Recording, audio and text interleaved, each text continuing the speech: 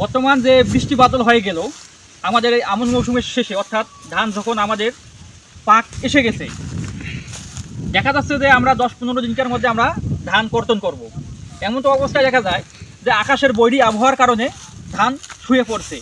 এই ধানটা শুয়ে পড়ে মূলত দুইটা কারণে।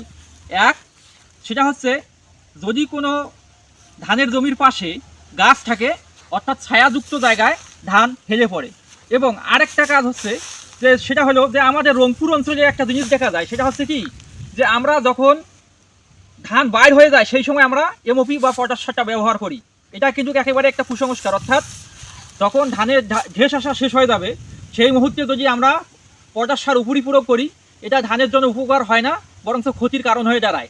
তাই আমরা ধান চাষাবাদের ক্ষেত্রে আমরা পটাশ সারের সুষম ব্যবহার করব। তাহলে দেখা যাবে যে আমাদের ধানগুলো ঠিক এভাবে আর পড়ে যাবে না। আর বিষয় হচ্ছে যে আমরা স্থানীয় কিছু জাত আছে, যেমন সন্না, গুটি সন্না, এই জাতীয় আমরা চাষ করি। এগুলো চাষ করা থেকে আমরা বিরত থাকব এবং সুষম সার ব্যবহার করব। তাহলে আমাদের ধানের জমির ধান এভাবে আর পড়ে যাবে না। ধন্যবাদ। আসসালামু আলাইকুম।